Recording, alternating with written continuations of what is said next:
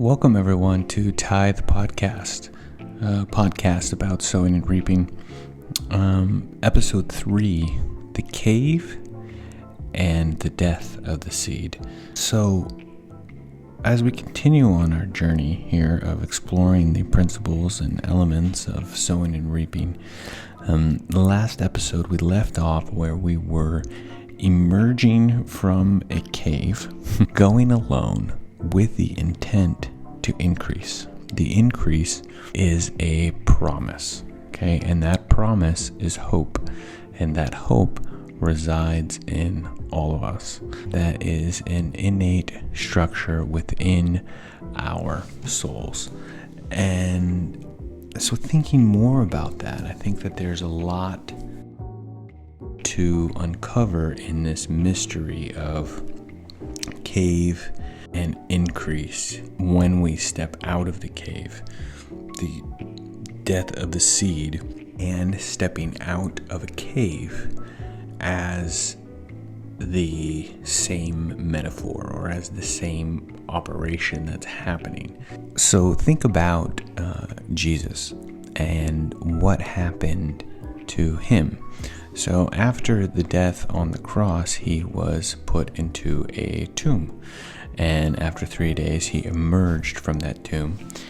So different, in fact, that his disciples couldn't even recognize him. And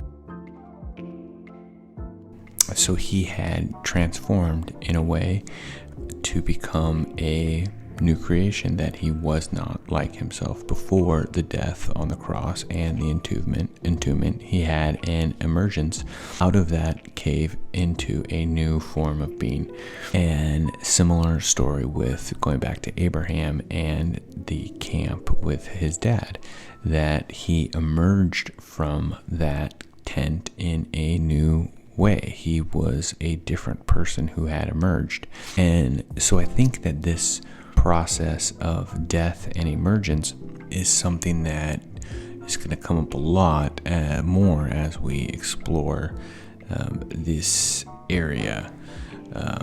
Okay, so let's take that a step further then. What is the cave? Now, in the case of Jesus, this was a place of actual physical death. The physical body of Christ died on the cross. And then when he went into the cave, it was just his flesh body that went in there. And then it was reanimated through some supernatural process. For us, what would a cave look like? A metaphorical cave that we are in, or what would that symbolize in our lives? And so, someplace there's fear, someplace that doesn't have a lot of light. Maybe there's a lot of unknowns in there, and I think any sort of future that you are thinking about has unknowns, and a lot of times we keep those anxieties bound up in our soul, and we try to imprison them somehow within ourselves, so that we feel like they're less scary if we don't look at them or pay attention to them. And that doesn't stop them from affecting us in any way.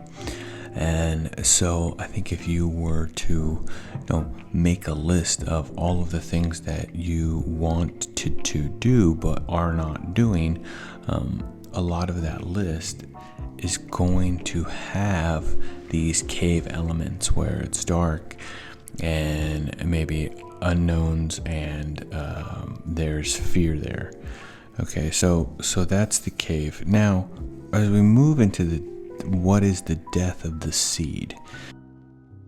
The death of the seed, I think, is interesting, because what we have in the physical seed world is that the seed does die. The seed has a transformation process.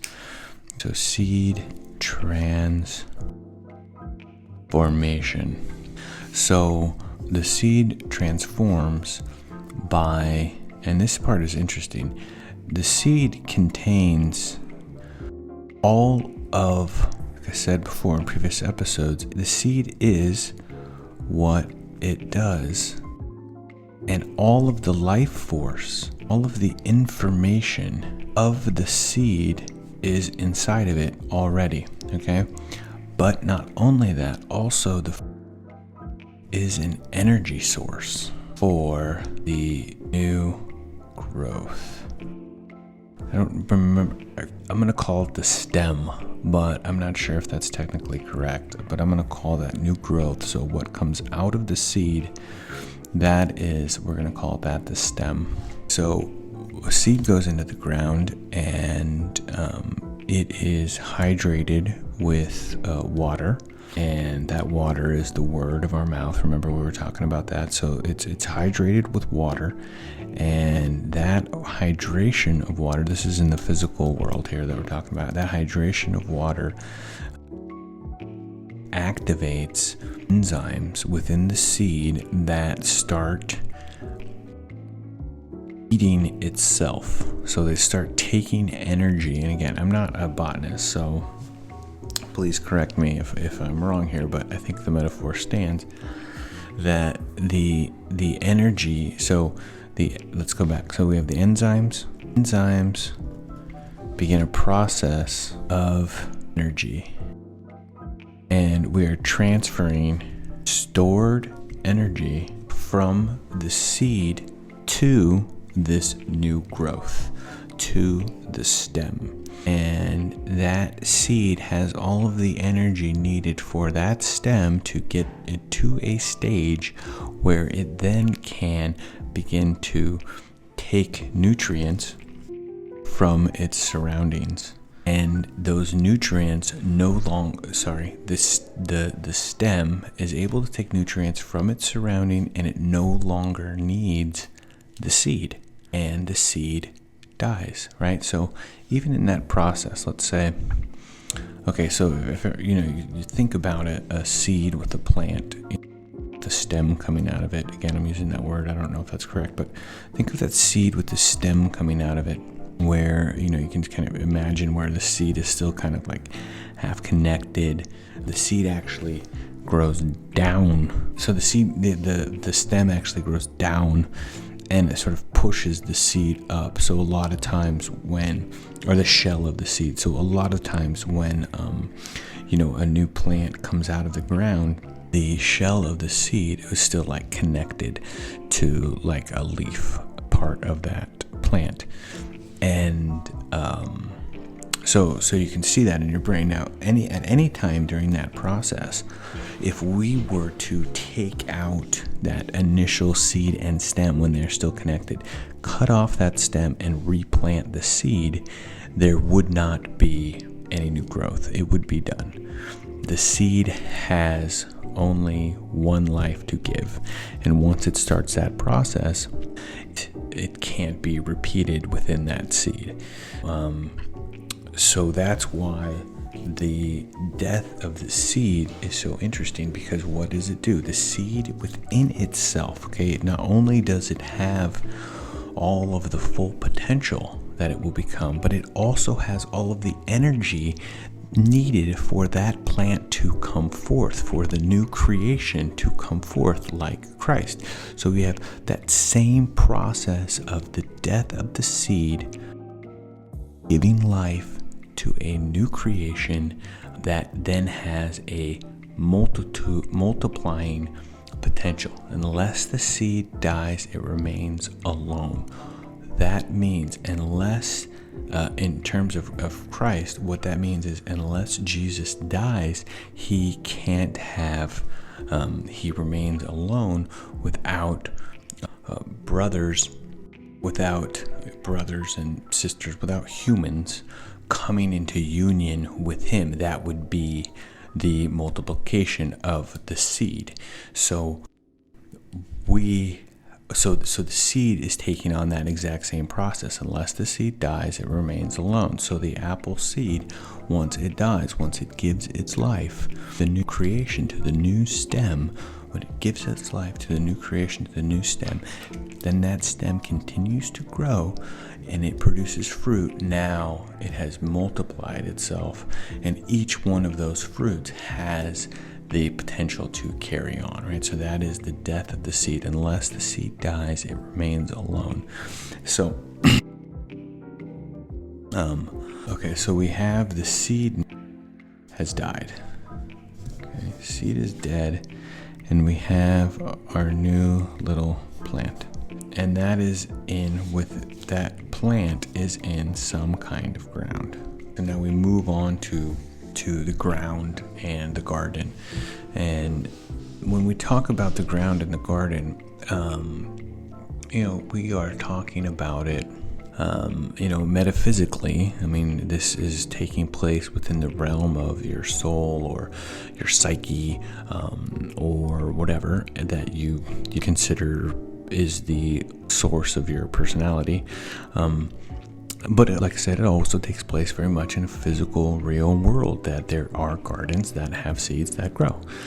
So we're going to be kind of moving back and forth against those two places.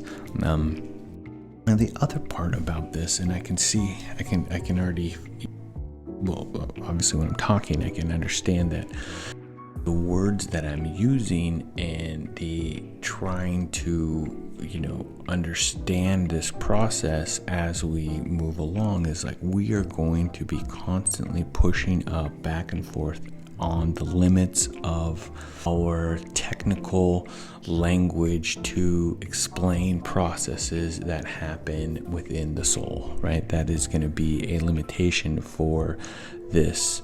And so I can feel what is going to happen is we're going to be moving back and forth between technical language also into more magical is not the right word, but poetical is also not really the right word, but this sort of in and out of time, new creation, old creation. I mean, just that process itself of the seed.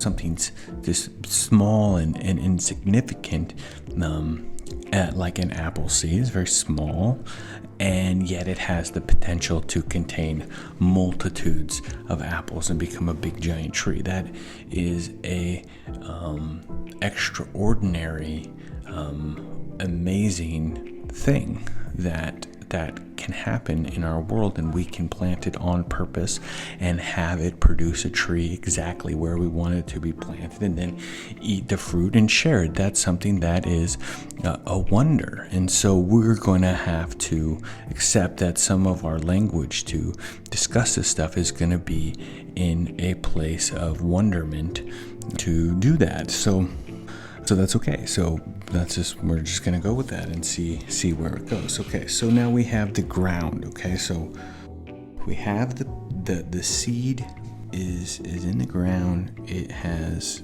put forth its little stem, and it's broken through the surface of the soil. We have roots, we have a little stem, we have maybe a leaf or two, and it is capable of continuing life forward, removed from the seed, but now it needs care. And so we are looking at our garden, looking at the ground, and being like, how, and wondering to ourselves, how are we going to care for this seed? And so wherever you are in your life, you have gotten there by the seeds you have sown in the garden that you maintain. So I think it's important for us to take a look at our garden. I know that's a weird thing to say, but look at your soul, look at your both inwardly and outwardly. Where are areas that are producing fruit that you enjoy? Where are areas that are producing fruit that you do not enjoy? Now, that's something that I have not talked about yet, is bad seed. There is bad seed in the world. There's bad seed in your soul. There's bad seed in your life that may or may not be producing fruit. You may or may not be eating that fruit, and unfortunately you may or may not be enjoying eating that fruit. There's bad seed that people enjoy. There's bad fruit that people enjoy to eat, and it continually sows more bad seed into their lives. Now, there's a process there too that's very strange. It's something like, okay, I sow and I reap. So whatever I sow, I reap. Whatever I eat, sow. Whatever I sow, I reap. Whatever I eat, I sow. Which means that when I partake of that fruit, when I come into a union with that fruit, I immediately sow seed back into my soul to produce more of that fruit. So that, again, that's something that we're going to continue to explore how that process happens. Okay, so we're looking at our garden, and we can see that we have good seed, we have bad seed, we have good fruit, we have bad fruit. So first we want to identify the fruit. That's the easiest thing that we can identify. So we could make a list, or think about where are you having, what areas of your life are you enjoying? I think that would be a good start. What areas of your life are you enjoying? Another one, what area of your life are you freely giving? So meaning that you have an abundance, you have a harvest that you can then give from. And what areas in your life are you not? What areas in your life are you keeping private? What areas of your life are you constantly sharing or talking about but don't have any action, or you're continuing to have the same fantasy projection about this thing over and over and over again? You've entered into one of those loops that we were talking about with trauma. Maybe it's not trauma induced, but it's just a loop of some sort of fantasy that's not being fulfilled, and you either can't do it or you can't move past it. So those would be the things in our garden those would be the fruits. Or easy way to identify the fruits would just be an emotional realm of it. The other realm would be the mind. So what am I thinking about when I'm driving my car or I'm alone? What are the thoughts that pop into my head? What are my anxieties? What are my fears? And then looking at your daily, I think a great place to look is just look at your daily habits, your daily routines. What do you do? Just think about it. Just go over your whole day. I did this, I did this, I did this, I did this, I did this. What happened? And how similar was it to the day before? Most likely the habits in your life are pretty ingrained, and that's just sort of how your every day to day is how that your day-to-day life is usually very consistent. So this would be an area in your physical realm, your daily habits in the physical realm. So not in it is attached to your soul, but this is in real time, your daily habits. Also though, I think look at your stuff. What do you have, and in what condition is it in? Some of you actually may have an actual garden. And all of these physical garden, all of these things in your life, in your house, your vehicles, what's going on in your bank account, what's going on with your credit, what's going on with your relationships. Just take an accounting of where you are and where you're headed. If you continue in this path, where have you come from? What is new? What is different? What is the same?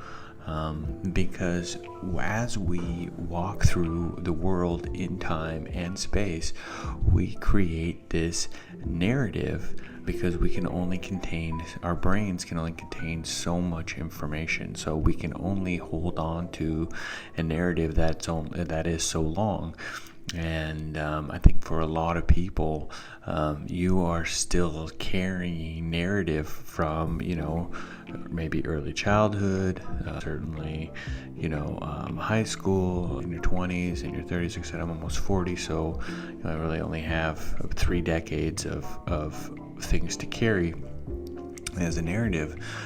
But we can take account of the narrative in your mind, of your life, how you feel, how you think about things, and then match that up with your actual physical reality. And there's a lot of insight into how your spiritual soul level garden is doing. Where are the weeds? Where's the fruit?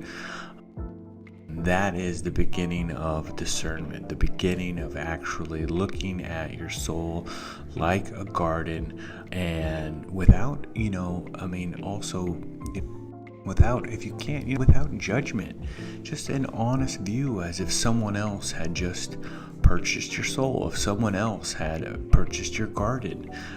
Maybe what would be their first step to getting it cleaned up to produce fruit, because the fruit that can be produced in your life is exponential if we make the corrections needed to start having some of those seeds that have already been planted. If we can start watering them, getting them to grow and produce fruit. So that's the goal of what we're trying to do here. And I think, like I said, taking discernment, taking an account of where you're at right now is really important. And we will see you on the next pod. Thank you very much. Bye-bye.